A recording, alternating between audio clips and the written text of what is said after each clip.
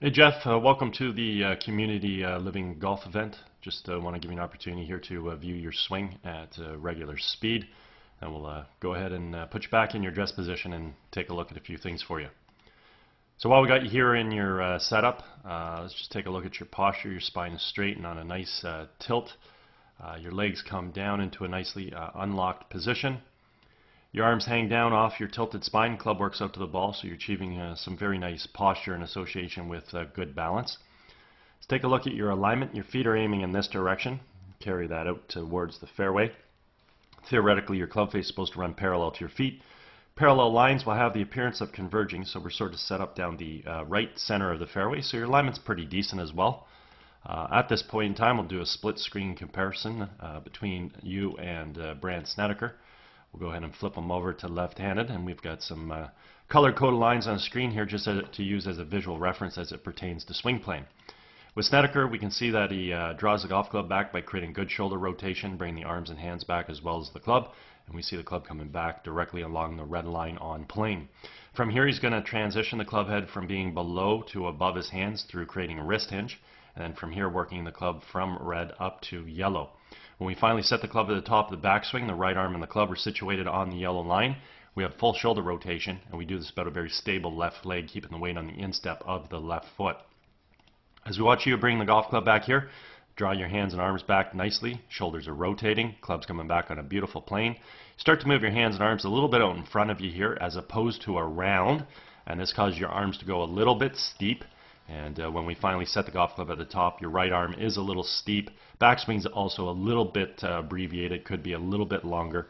And this slightly steep position may cause you to come into the ball slightly from over the top. If we go ahead and take a look at the left side of the screen, we create a transition back into the ball simply by driving our weight from our left to our right.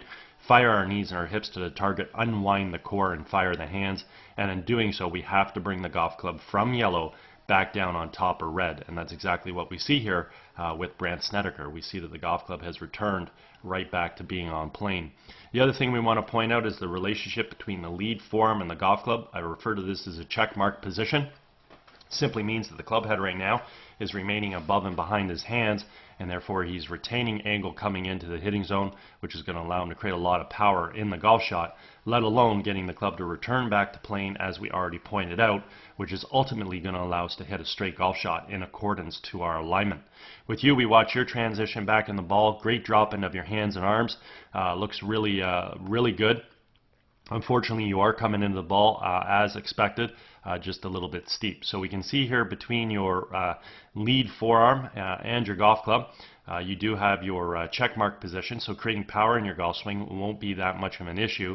But the one problem here is the club has not returned back to plane. The club shaft is sitting a little bit steep here at, let me just measure the angle. Club shaft is sitting here on an angle of about 58 degrees, and if the club were back over here, it would be sitting at about 41 degrees and be in a much stronger position, would be able to come into the ball from on plane and expand out to the ball.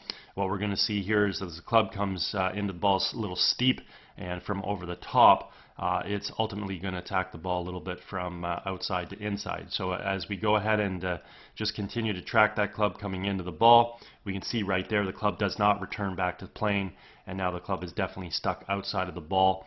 And if we just sort of connect the dots, we can get a good sense of what that descending plane looked like. As opposed to with Brandt Snedeker, we see that club coming into the ball directly from the red line, directly from on plane, and again, this is what allows him to hit the ball straight, again in accordance to where he's aimed. At this point in time, we can clear this off the screen. We can take a look at the path of the club. We can see Snedeker's club is inside the ball. It expands out to make contact and moves through in a nice, natural, subtle arc. Your club is stuck outside the ball, drops down and across to make contact, and is moving on that path. Therefore, if we square the club face up to that swing path, what will happen is we will pull the golf shot, obviously, in this direction. Okay? If we over-release the club to that path, not only will the ball get pulled in this direction, but it will have left to right spin, and we'll pull hook it or pull draw it. If we under-release the club, we'll still pull the ball, maybe not as far to the right. The ball will then get out there. It will have some right to left spin, and we'll hit what is known as sort of a pull, fade, or slice.